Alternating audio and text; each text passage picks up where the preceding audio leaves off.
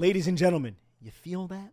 We are less than a week away from the commencement of the 2023 NFL season. But first, roster updates on the final 53, the practice squad, and early thoughts on the Giants' Week 1 Sunday Night Football matchup against the Dallas Cowboys. Let's get into it. I'm Nick Falato, Big Blue View, you know how we do. Gotta say, some interesting moves for the Giants on the final 53-man roster. Giants go with 4 running backs, 6 wide receivers, 1 player in each group I want to focus on. Running back Gary Brightwell and Wan'Dale Robinson. Let's start with the 2021 6th-round pick out of Arizona. This coaching staff must hold Brightwell in high esteem. It's not common that a day 3 pick from a previous regime makes the roster after missing all of training camp with a knee injury. It's no secret the 24-year-old running back is an ace special teams player with 487 snaps for Thomas McGahee through 2 seasons. He also has 5 tackles on special teams throughout his career, but he's been used sparingly as a runner.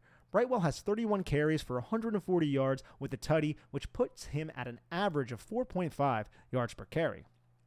I, for one, believed Brightwell's chances to make the roster were unlikely with the rise of Jashawn Corbin, who, now, accepted a spot in Carolina's practice squad after not making the Giants' initial 53-man roster.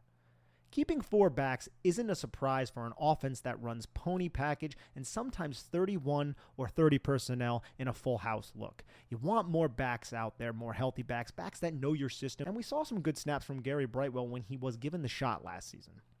But an oft-injured 6th-round pick who missed all of training camp and wasn't drafted by this regime made the team? That's impressive, and also telling. The Giants put a lot of value on their special teams unit, as we'll discuss later by one of the Giants' practice squad additions who plays the same position as Brightwell, but is more than a decade older than the former Arizona Wildcat. Brightwell should operate as the primary kick returner for the Giants, while also joining Carter Coughlin and Cam Brown as core special teams players on both coverages and returns. Brightwell did practice on Thursday. Wan'Dale Robinson was activated off the PUP list, which is excellent news for the second-year wide receiver coming off of a Week 11 torn ACL against the Detroit Lions last season. Robinson is running around at practice and may be slowly ingratiated back into the fold since the Giants have depth at wide receiver, and specifically in the slot. Robinson was handpicked in the top 50 by this regime and figures to have an important role in 2023. New York could have given Robinson an extra few weeks of rest by leaving him on the PUP, which would have rendered Robinson inactive through 4 games. They didn't, which is a great sign for his health. However, there were some unfortunate injuries in preseason Week 3. Special teamer and wide receiver Bryce Ford Wheaton tore his ACL and is on season-ending IR, along with tight end Chris Myrick, who broke his hand. Tight end Tommy Sweeney also battled a scary medical incident before the Jets' preseason game. Right now, there's only 3 tight ends on the roster, and 2 are former wide receivers in Darren Waller and Lawrence Cager. Looking at the roster, the Giants are weak at offensive tackle behind their starters Andrew Thomas and Evan Neal. Fun fact, that's 4 first names. Obscure, but we always heard never to trust a man with 2 first names. But what about a tackle pairing with 4? In regards to football, it's hard not to trust Andrew Thomas. Evan Neal took his punches in year 1, but we hope to see developmental progress. Parry them jabs, Evan. It gets dubious behind those 2, though.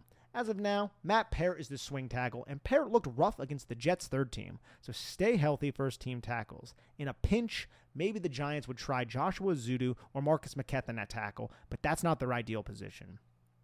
Despite the recent additions and the positionless nature of Wink Martindale's personnel, I have a slight concern at edge, albeit the 2 trades for Boogie Basham and Isaiah Simmons assuages that even though they're completely different players. More on them in a bit.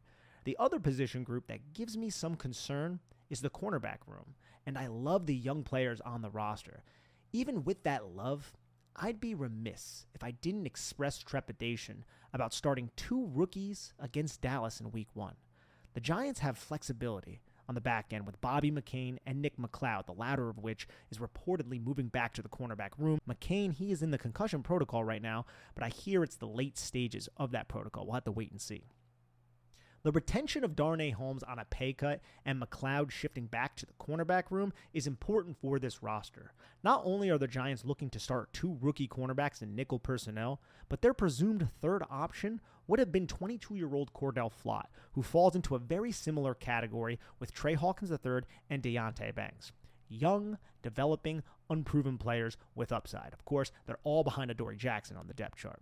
The mere presence of Holmes and McLeod in the cornerback room gives Martindale valuable options that have experience in the system. If any of the three young players struggle, the more competent options, the better.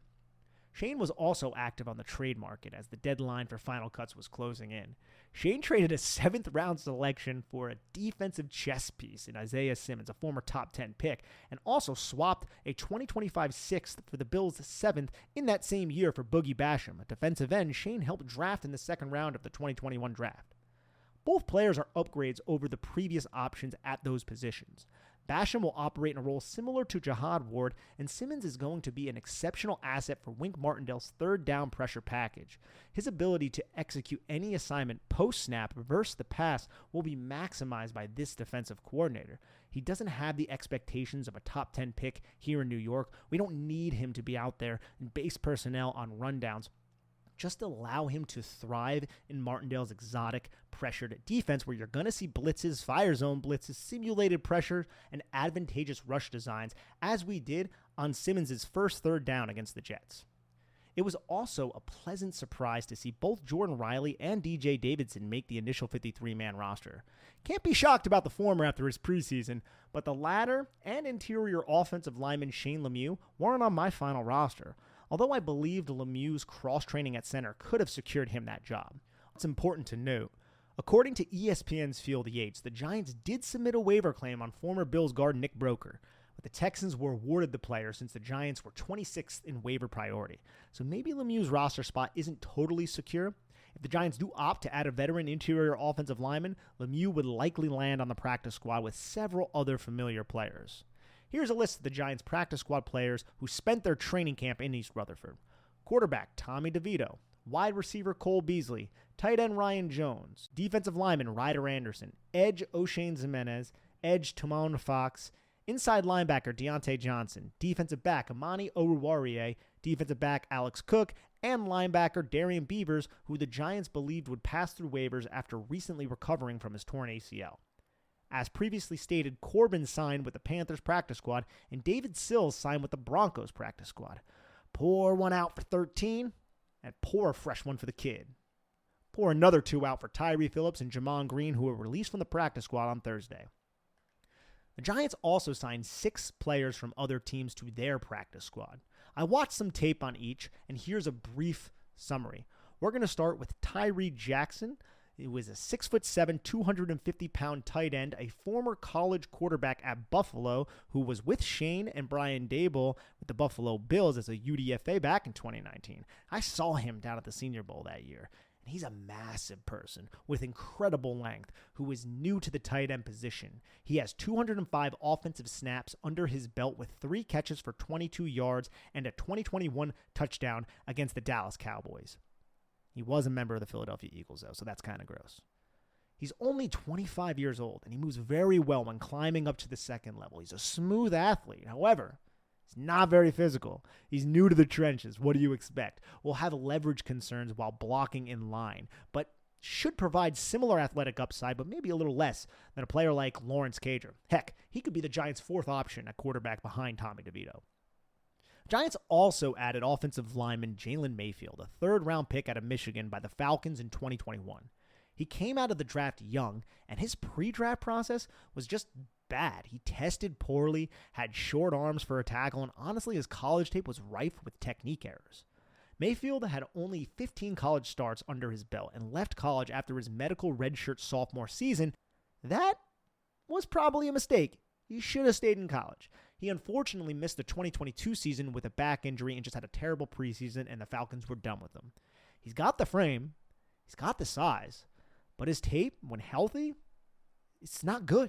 He surrendered 57 pressures and 11 sacks in 622 pass blocking snaps in 2021.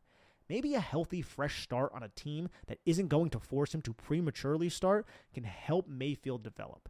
The 23-year-old certainly needed a change of scenery and a different approach because the NFL has not been kind to this young man.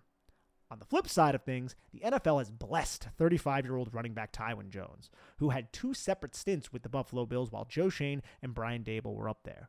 Jones is another special teams ace with 48 career tackles on those units.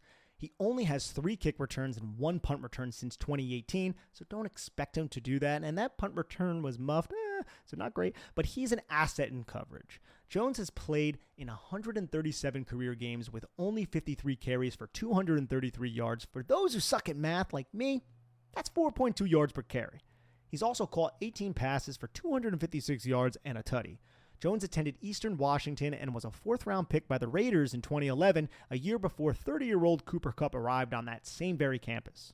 Only then he wasn't 30 years old. He was much younger. Anyways, the Giants also signed defensive back Caleb Hayes and offensive tackle Jalen Thomas to the practice squad. Hayes is an undrafted kid cornerback this season out of BYU who is 5'11", 194 pounds. He spent his training camp with the Jaguars. He had 23 passes defended and 0 interceptions at BYU. Perhaps he got some butterfingers there because he can get his hand on the football, but he can't secure it. Thomas is a UDFA out of SMU that was with the Ravens. He played 5 years at SMU. Last season, he played every single offensive line position, with center being the least occupied of the 5, and yet he still had 88 snaps there. It's impressive. Bobby Johnson wanted versatility. Apparently, Jalen Thomas has just that. Thomas only allowed 6 pressures through 452 pass blocking snaps last season. He is now on the practice squad. And then there is wide receiver Dennis Houston, or maybe it's Houston. Shout out New York. Houston spent his training camp in Dallas. Is he a spy? Is he committing legal footy ball espionage just like defector Sean Harlow is currently conducting for Jerry? No, probably not. But the Giants did add the 6'1", 198-pound 2022 UDFA out of Western Illinois. Houston caught 2 of 6 passes for 16 yards in his rookie season during the regular season. He had several collegiate stops before Western Illinois. He went to Houston Baptist and Fullerton College, but he had solid production during his 3-year stint at the Directional Illinois School. We've had some good times with those programs, Giants fans, and we've had some not so good times. Back to Houston. He caught 169 passes for 2,039 yards and 11 touchdowns for the Leathernecks. Leathernecks, what a name, am I right? 200, if you know, you know. With Sills gone, Houston is the only outside wide receiver on the practice squad. But even with the Giants resembling the MGM Grand, the slot machine, they're still deep at the receiver position, and I expect slot-profiled receivers like Sterling Shepard, Jalen Hyatt, and Paris Campbell to align on the outside in certain situations. These are great times, ladies and gentlemen. Giants versus Dallas, Week 1 is less than 2 weeks away. If the Giants want to experience success as they enjoyed in 2022, they have to win divisional games. It's so difficult to make the playoffs with one divisional win. But the Giants did just that after sweeping the AFC South. The AFC East is not the AFC South. And you know what? There are some really good teams in the NFC West as well. This schedule is tough, but the Giants are well prepared, well coached, and have an influx of new talent that's upgraded the critical vulnerabilities from the unlikely 9-win regular season team we experienced last year. And they got the first crack of matching their divisional win total from last season in a home Week 1 bout against the Dallas Cowboys. Pulling them shadows, boys. Seize the day. Thank you, everyone, for checking us out. I'm Nick Falato. Have a lovely night.